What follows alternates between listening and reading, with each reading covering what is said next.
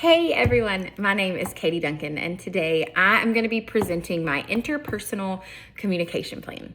So thank you for taking the time to listen to this presentation.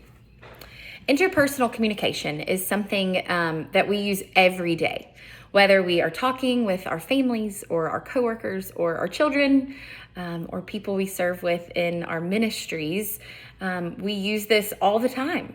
Throughout this course, I think it's been crucial to realize that communication is so much more than just exchanging words.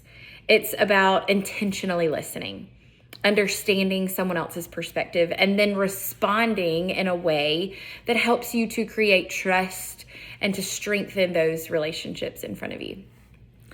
As the director of children's ministry at Wesley Church, communication is a major part of my everyday life. I interact with children, with parents, with volunteers, with church staff, with my own family. And because of that, I have learned that becoming a stronger communicator, it's not just beneficial for my career. It's essential for serving others well. So today I want to share the communication strengths that I've discovered, the barriers that I continue to face, and the practical plan that I have developed to become a more effective communicator. On slide 2 of my presentation, I explain my behavioral communication style and discuss my personal background. So 3 communication barriers will be expressed during this presentation and how these affect my personal and my professional relationships. Once we've walked through those, I'm going to talk to you about my communication goal. Explain why it's necessary, why it's important in my current role as a children's director, and then the strategies that I was able to come up with thanks to this presentation, thanks to this class, this course, and how I'm going to hold myself accountable and the biblical principles that will guide my communication. So my hope is that by following this plan, I am a better communicator, I am a better listener, I am a stronger leader, and I am overall someone who reflects Jesus the way that I communicate with others. So my behavioral blend. One of the most valuable things I learned during this course was gaining a better understanding of my own behavioral style. So when I look at my strengths, I would say that I'm organized, I'm compassionate, I'm encouraging, I'm dependable, I am extremely relationship focused. I genuinely enjoy helping people and making them feel welcome. So these qualities have served me well in many of the things that I've done in my life. They served me very well as a teacher to high schoolers. And now as a children's ministry director, I'm seeing that building relationships with families and volunteers, a part of that is communicating well, showing compassion, being loving, being kind, and having relationships with parents, with volunteers, with families in general. So understanding my growth areas has probably proved to be the most beneficial thing that I have discovered this entire course. I tend to be a people pleaser. If you've ever heard of the Enneagram, I am an Enneagram 2. I am the helper. I care deeply about relationships, and sometimes I take on more than I maybe should. No, I am learning is a full sentence.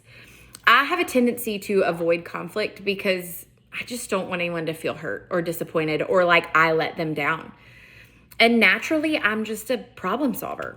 So sometimes I jump straight to the solution before even fully listening to what someone is trying to communicate. When I can see these tendencies and I can recognize them in myself, I become more self-aware. And then I really believe that self-awareness is the first step in meaningful growth with my weaknesses. My communication is what has, so we'll see on slide 4, My communication style has been what has shaped my life experiences. My faith, my Christian faith, my faith in Jesus influences the way that I communicate with others. I believe that every single person has value. I believe that they are created in the image of God and that they are worthy and they are valuable. And I want my words to reflect the kindness and the grace and the truth that they deserve. I'm a wife of almost 15 years and a mother of almost 10 years. And I believe that that has taught me patience and flexibility Children communicate very differently from adults. My two sons, as you see right back there, communicate very differently from the way that my husband and I communicate.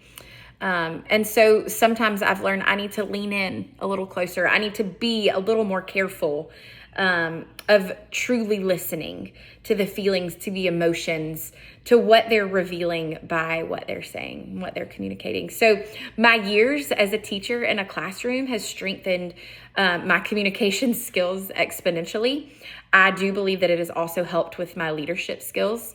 When working with young people and their parents, you are consistently learning a new method of communication. And so now I am seeing in my role as a children's director that I'm communicating with a different variety than I was just high school students and their parents and other teachers and administrators.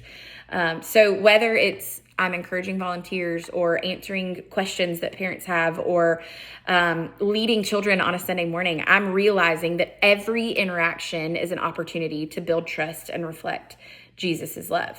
And then finally, being a graduate student has helped challenge me to think intentionally, to really listen well before I speak. The first communication barrier on slide 5 that we come to is people pleasing.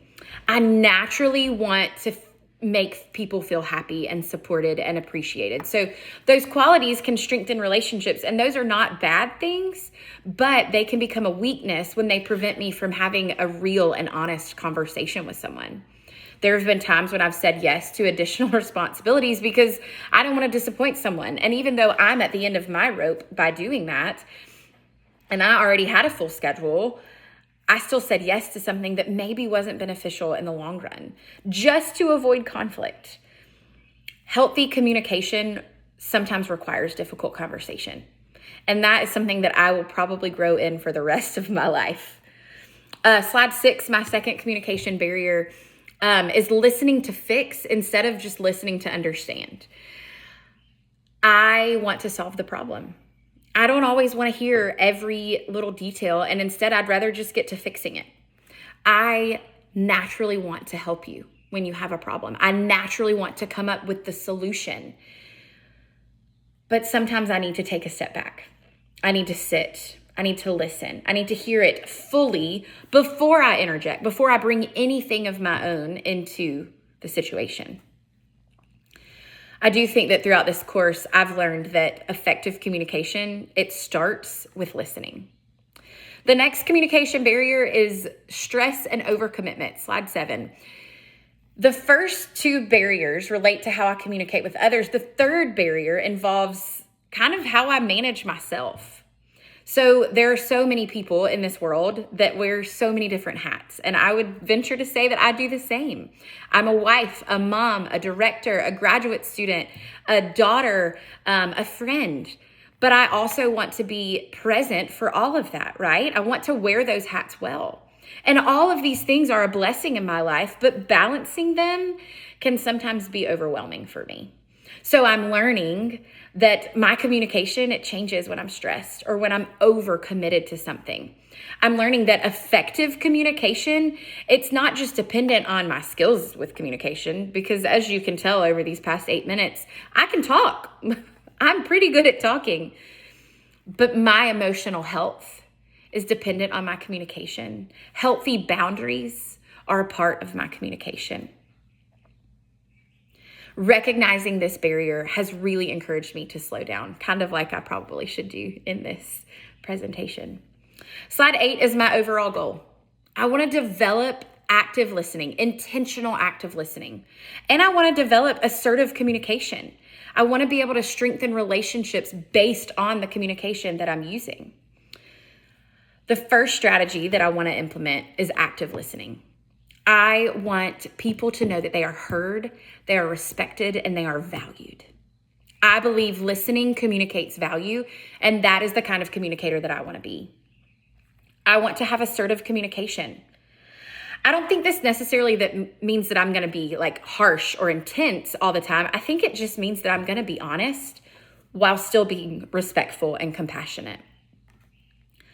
I want people to know that even though we have to have difficult conversations, they truly come from a place of care and respect and a desire to make the relationship better in the long run. Emotional intelligence is my third strategy. I want to be self-aware. I want to know what I'm responding to before I respond. People don't simply remember what we say.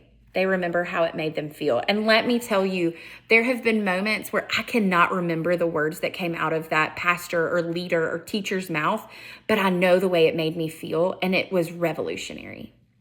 So now I plan to put these all in order.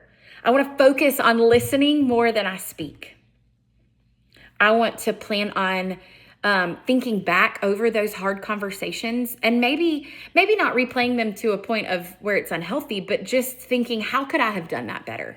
How could I have communicated better? And then finally, I want prayer to be a part of my communication. God and I communicate all day long through prayer, but that also should be a part of my communication with other people. One of the most important parts of my plan is accountability. I'm so thankful to have a husband that knows me better than I know myself. I value his perspective and I seek his feedback. And I am thankful that I can go to him and be like, did I say that right? Did I do that right? Am I communicating that well? And he will be honest with me. I also want to make sure that I am improving in my own accountability of when I walk away from something, trusting that the Holy Spirit led us there. The most important part of this entire presentation is coming. The biblical foundation, slide 14. My communication plan is grounded in my faith. James 1:19, everyone should be quick to listen, slow to speak, and slow to become angry. Sometimes if we slow down, it helps.